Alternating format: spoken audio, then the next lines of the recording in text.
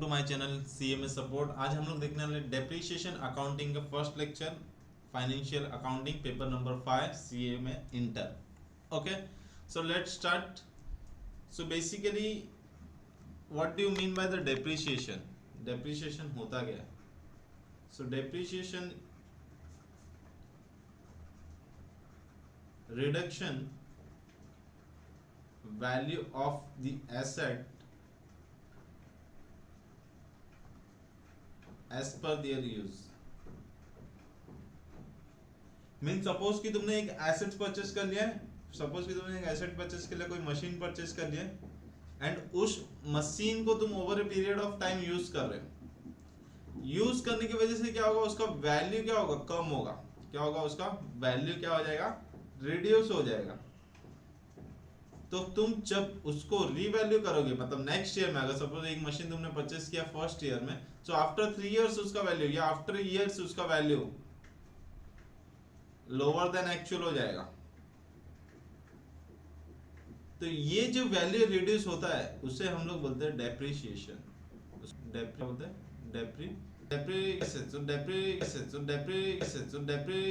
Depreciation किस basis पे calculation होता है? तो ये होता है उसके nature of assets. Nature of assets पे डिपेंड करता है कि उसका कितना डेप्रिसिएशन होना चाहिए। ठीक है, तो इस डेप्रिसिएशन को कैलकुलेट करने के दो मेथड हम लोग पढ़ने वाले हैं। डेप्रिसिएशन कैलकुलेट करने के दो मेथड पढ़ने वाले, मींस कि कैसे डेप्रिसिएशन कैलकुलेट होगा। द फर्स्ट वन तुमको डायरेक्टली दिया रहेगा number of life, number of years of useful life. मतलब एसेट्स का कितना लाइफ है, कितने इयर्स के बाद वो एसेट्स क्या हो जाएगा, नो यूज हो जाएगा, मतलब उसका कुछ यूजलेस हो जाएगा पूरा। तो उसका लाइफ दिया रहेगा, तो तुम्हें एक मेथड है, उस हिसाब से हमें डेप्रिसिएशन कैलकुलेट करना है। And the second one is the rate of depreciation. Directly rate of depreciation will be given and on the basis of that rate of depreciation हम लोग डेप्रिसिएशन को कैलकुलेट करेंगे एंड वो फाइनल डेप्रिसिएशन होगा। ठीक है, तो दो मेथड हो गए, एक हो गया रेट ऑफ डेप्रिसिएशन और एक हो गया number of years of life of depreciation.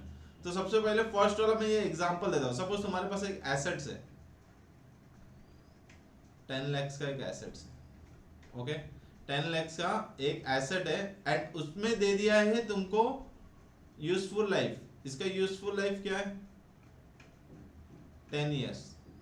तो तुम्हारा डेप्रिसिएशन क्या होगा, यू नो कि आफ्टर 10 इयर्स तुम्हारा ये एसेट कोई भी वैल्यू नहीं है। मतलब ये जो 10 लाख का एसेट्स है, आफ्टर 10 इयर्स इसका कोई यूज नहीं है, तो तुम्हारे लिए उसका डेप्रिसिएशन कितना होगा। तो every year you will deduct the equal amount. So assets divide by number of year, तो तुमको कितना हो जाएगा, 10 lakh divide by 10, so 1 lakh year depreciation. तो एवरी ईयर हम लोग क्या करेंगे, 1 लाख का डेप्रिसिएशन उसमें से डिडक्ट करते जाएंगे एसेट में से, and the end of the 10 year तो हमारा वो पूरा एसेट क्या हो जाएगा, डिस्पोज्ड हो जाएगा। ओके, इससे हमें क्यों डेप्रिसिएशन हम लोग कैलकुलेट करते हैं, इससे हमें पता चलेगा कि which year, on the which year हमारा एसेट्स नो यूज हो जाएगा। तो हम लोग प्लानिंग कर सकते हैं कि उसके बाद हम लोग क्या करेंगे, नया एसेट परचेस करेंगे, या हमें पता चलेगा कितना एसेट, हमारा वैल्यू कितना है, बिजनेस के एसेट का वैल्यू कितना है, करंट वैल्यू, वो भी इसके लिए भी डेप्रिसिएशन यूज है। तो सपोज कि ये एसेट को हम लोग स्क्रैप में भी बेच सकते हैं। ठीक है, सपोज ये एसेट को हम लोग आफ्टर 10 ईयर, जब एसेट का कोई यूज नहीं होगा, उसको एज ए स्क्रैप भी बेचेंगे तो हमें 50,000 रुपीज तो मिल ही रहा है। तो उसका स्क्रैप वैल्यू हो गया suppose 50,000। Now your formula will change. तो तुम्हारा क्या हो जाएगा, cost of asset minus your scrap value divide by 10। तो ये केस में तुम्हारा क्या हो जाएगा, 10 लाख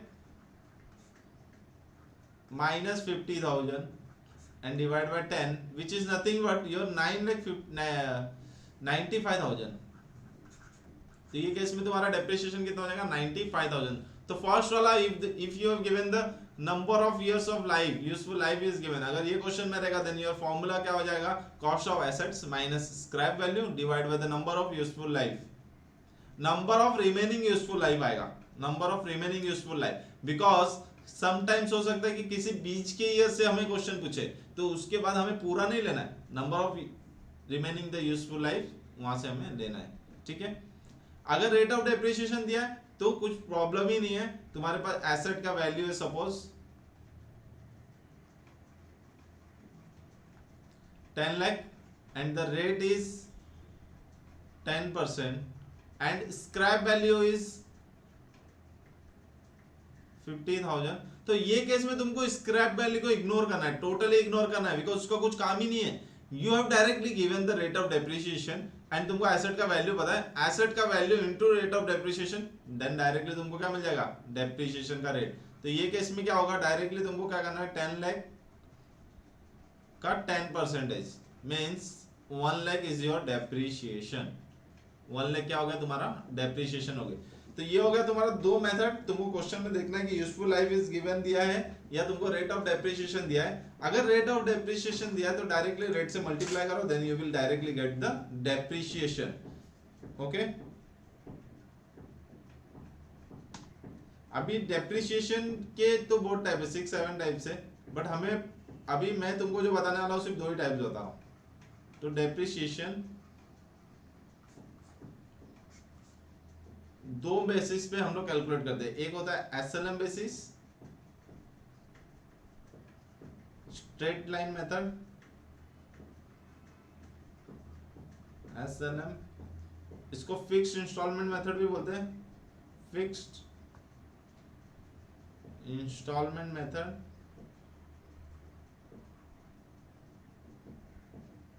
ठीक है।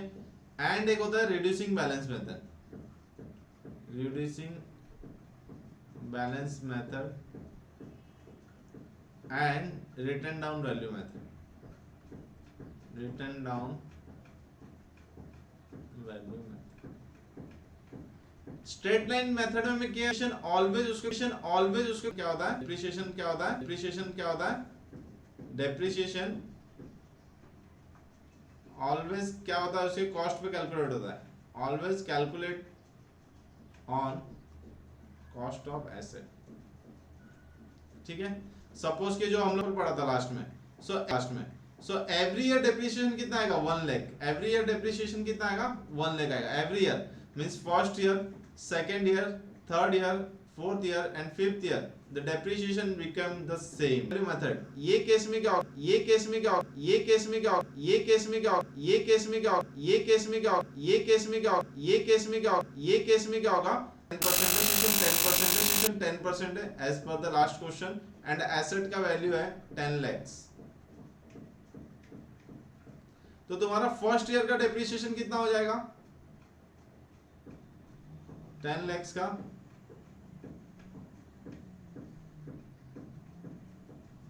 10% विच इज 1 लाख, ठीक है।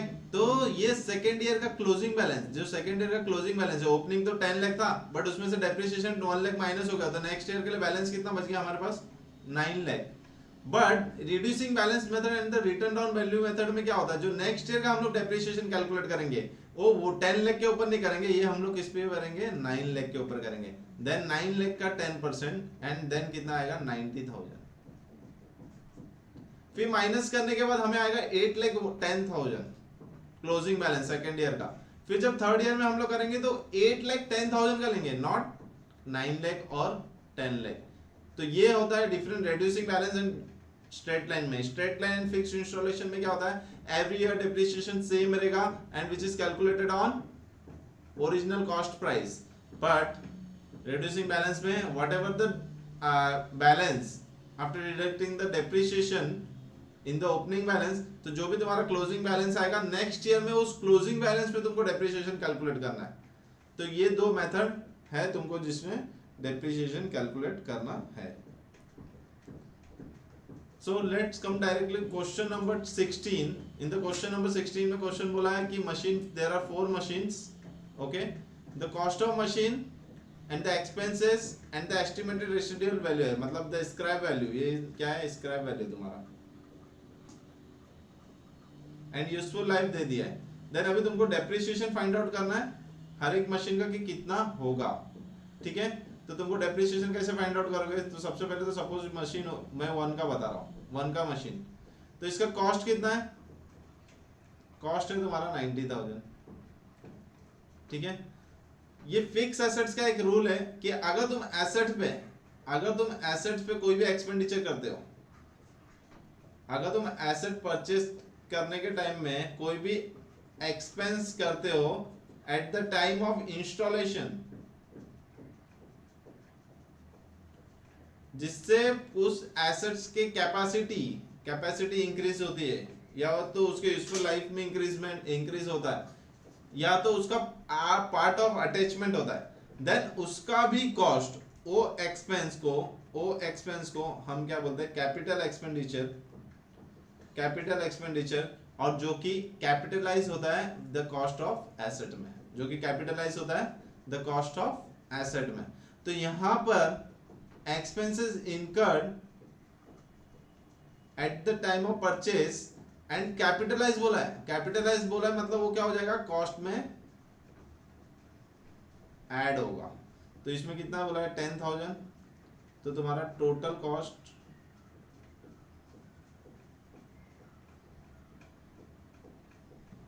1 lakh. Okay, scrap value is 20,000 and तुम्हारा expected useful life is 8 year. तो तुम्हारा डेप्रिसिएशन कितना होगा, मैंने अभी तुम लोगों को फॉर्मूला बताया, the total cost minus scrap value upon number of life year. तो यहां पर क्या होगा तुम्हारा, 1 lakh minus 20,000 divide by 8, so 1 lakh minus 20,000 divided by 8, you will get 8,000। 1 lakh में से 20 के 80,000 आया, 80,000 divided by 10 is 10,000 आएगा। तो 10,000 is your depreciation। Same second के लिए जब तुम कैलकुलेट करोगे 2 का, तभी 24,000 तुम्हारा कॉस्ट ऑफ मशीन था, बट उस पर कैपिटलाइज हुआ एक्सपेंस 7,000 का, तो वो भी ऐड हो जाएगा, तो यू विल गेट 31,000। उसका स्क्रैप वैल्यू है 3,100, तो 31,000 minus 3,100 and divide by 6, then तुमको आ जाएगा 4,650।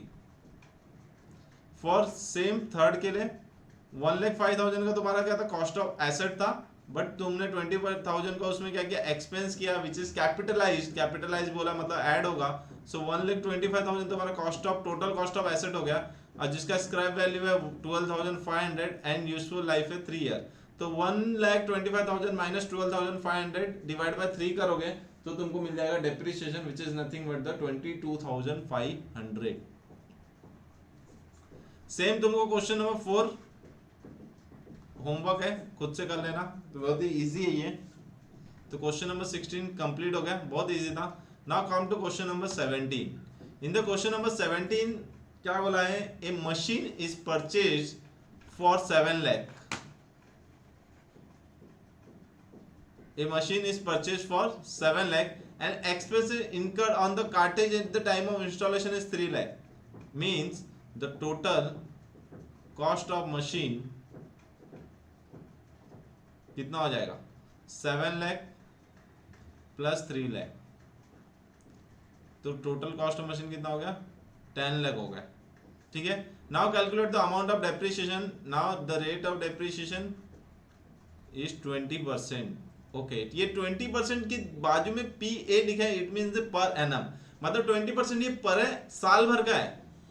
ओके, अगर हम लोगों ने मशीन को किसी मिड ऑफ द इंटरवल खरीदा, मतलब किसी ईयर के पूरे बीच में खरीदा, मीन्स अपना फाइनेंशियल ईयर होता है अप्रैल से लेके मार्च, सपोज सितंबर में खरीदा, नवंबर में खरीदा, अक्टूबर में खरीदा, तो उस केस में हमें पूरा 20% नहीं लेना है, हमें सिर्फ जितने मंथ्स का यूज किया है एसेट को, सिर्फ उतने ही मंथ्स का लेना है। मीन्स डेप्रिसिएशन सिर्फ रखने से नहीं होता, डेप्रिसिएशन उस मशीन को यूज करने से होता है। ओके, तो for the first case purchase का भी किया, फर्स्ट 4/13 एंड क्लोजिंग डेट क्या है, यहाँ पर दिया है 31 मार्च 14, तो मीन्स 12 मंथ्स, मतलब पूरे साल भर का है। तो यहाँ पर डेप्रिसिएशन क्या हो जाएगा, into 20% which is 2 lakh. Second case में 1 जुलाई को किया है, 1 जुलाई टू 31 मार्च, तो जितने इतने पीरियड के लिए परचेज किया तो इतने पीरियड में यूज किया रहेगा, मींस द 9 मंथ। तो 10 लाख का 20% तो होगा, बट पूरे साल भर का नहीं, only for the 9 months. And only for the 9 months अगर तुम लोग कैलकुलेट करोगे तो कैलकुलेशन में करोगे तो you will get 1,50,000। Same way अगर तुम लोग थर्ड का देखोगे, 1 अक्टूबर को परचेस किया है टू 31 मार्च हमारा क्लोजिंग है, मीन्स टोटल हो गया 6 मंथ। तो डेप्रिसिएशन भी क्या होगा, 6 मंथ के ऊपर ही निकलेगा, into 20% into 6/12 which is 1 lakh. So ये हो गया तुम्हारा question number 16 and question number 17 का सॉल्यूशन डेप्रिसिएशन का। नेक्स्ट लेक्चर में तुमको बाकी के दो छोटे छोटे क्वेश्चन सॉल्व कराऊंगा नेक्स्ट वीडियो में, एंड उसके बाद स्टार्ट होगा हमारा मेन क्वेश्चन।